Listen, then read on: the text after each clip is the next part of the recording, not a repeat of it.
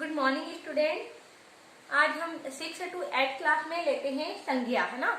Hindi grammar में first topic है आपका संज्ञा किसे कहते हैं। ये वाला मैंने लिखकर आपको कॉपी में सेंड कर दिया है, लेकिन मैं वीडियो के माध्यम से आपको इसका एग्जाम्पल देके अच्छे से समझा रही हूँ ना। तो सबसे फर्स्ट क्वेश्चन है अपना, संज्ञा किसे कहते हैं। अब संज्ञा किसी व्यक्ति, वस्तु, स्थान या भाव के नाम का बोध कराने वाले शब्द को संज्ञा कहते हैं, है ना। तो किसी व्यक्ति यानी कि मानव का नाम, किसी भी इंसान का नाम, जैसे कि राम, मोहन, कमल, सोहन आदि, है ना। अब किसी वस्तु यानी कि जो भी, जैसे कि कुर्सी, है ना, टेबल, पेन, डस्टर, ये बोर्ड, ये सारी की सारी वस्तुएं में आ जाएगी। अब स्थान यानी कि जैसे कि आलोट, है ना, गांव, शहर, भोपाल, रतलाम, ये सारे स्थान में आ जाएंगे। भाव यानी कि ममतत्व की जो भावना होती है, जैसे कि धैर्य, विनम्रता, दयालुता, ये आदि, है ना, ये सारे के सारे भाव में आ जाते हैं। तो संज्ञा आपको अच्छे से समझ में आ गई होगी। व्यक्ति का नाम, वस्तु का नाम, स्थान का नाम या भाव, है ना, ये होती है संज्ञा। अब संज्ञा के प्रकार ना, अगला क्वेश्चन है अपना, संज्ञा के भेद बताइए या फिर संज्ञा के प्रकार बताइए। तो संज्ञा कितने प्रकार की होती है। संज्ञा आपकी 5 प्रकार की होती है। सबसे फर्स्ट में होती है व्यक्तिवाचक संज्ञा, है ना। दूसरी होती है आपकी जातिवाचक संज्ञा। व्यक्तिवाचक को समझने के लिए आपको जातिवाचक भी समझना होगा ना। व्यक्तिवाचक, इसमें पार्टिकुलर किसी व्यक्ति का नाम आना चाहिए, है ना, जैसे कि राम, मोहन, सोहन। अब ये तो किसी व्यक्ति का नाम आ गया, लेकिन इसमें जैसे कि हिमालय पर्वत का नाम है ना, तो उसमें भी जैसे हमने बोला कि पर्वत, तो वो एक जातिवाचक में आ जाएगा।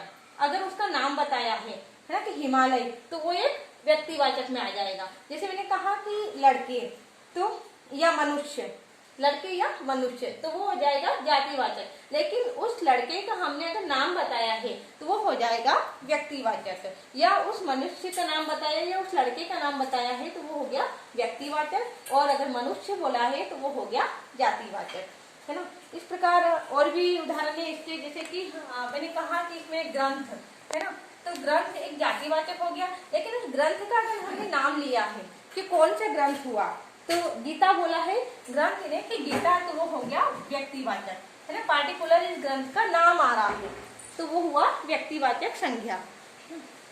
तो ये आपको व्यक्तिवाचक संज्ञा की उदाहरण और भी बता रही हूँ मैं आपको, हिमालय, राम, रामायण, गीता, है ना, ये तो हो गए व्यक्तिवाचक संज्ञा। अब जातिवाचक में है मनुष्य, पक्षी, लड़के, लड़कियां, नदी, पुस्तक आदि, है ना। जैसे नदी भी जातिवाचक है। अब नदी में किसी एक नदी का नाम ले दिया हमने कि नर्मदा, शिप्रा, है ना, किसी भी नदी का, तो वो हो जाएगी व्यक्तिवाचक। लेकिन अगर नदी कहाँ है ना, तो वो हुई जातिवाचक ना। नदी जातिवाचक, लेकिन अगर नदी का हमने नाम लिया है, पार्टिकुलर नाम है इसका, तो ये हो गई व्यक्तिवाचक संज्ञा।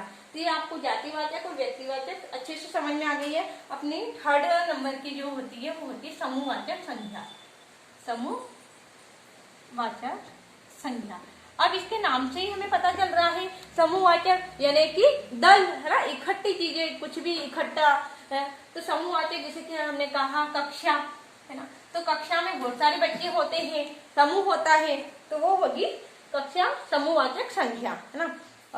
परिवार में बहुत सारे मेंबर होते हैं, तो ये भी एक समूह हो गया, तो इसको भी बोलेंगे हम समूहवाचक संज्ञा। भीड़, झुंड, जनता, दल। अब जनता में भी कोई एक लड़का या एक लड़की जनता नहीं बन पाएंगे ना, बहुत सारे रहेंगे उसमें मनुष्य, तो उसको बोलेंगे फिर समूहवाचक संज्ञा। तो ये भी आपको अच्छे समझ में आ गया होगा। अब आपकी अगली संज्ञा है फोर्थ संज्ञा, द्रव्यवाचक संज्ञा, द्रव्यवाचक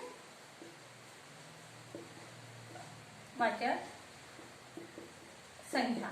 द्रव्यवाचक, ये नापतोल की जो भी चीजें होती है उसको बोलते हैं द्रव्यवाचक संज्ञा। इसमें नापतोल की सारी चीजें आ जाती है, जैसे कि दूध, घी, गोल्ड यानी कि सोना, चांदी, धातु, ये भी आ जाती है इसमें, लोहा, कपड़ा, जो भी नापतोल की चीजें हैं वो हो जाएगी द्रव्यवाचक संज्ञा। अगली लास्ट संज्ञा है आपकी भाववाचक संज्ञा। भाववाचक जो भावनाएं पैदा करता है कि उस लड़के में कितना धैर्य है, तो धैर्य क्या है, भाववाचक संज्ञा, है ना। लड़कपन, बुढ़ापा, सुंदरता कि वह कितनी सुंदर है, तो वो सुंदरता क्या है, भाववाचक संज्ञा। कठोरता ना, ये हो गई भाववाचक संज्ञा। तो इस प्रकार आपको संज्ञा भी अच्छे से समझ में आ गई होगी। संज्ञाएं 5 प्रकार की होती है। सबसे फर्स्ट है व्यक्तिवाचक संज्ञा, है ना, जातिवाचक संज्ञा, थर्ड नंबर की आपकी समूहवाचक संज्ञा, फिर द्रव्यवाचक संज्ञा और लास्ट वाली आपकी भाववाचक संज्ञा। ओके, क्लियर हो गया संज्ञा आपको।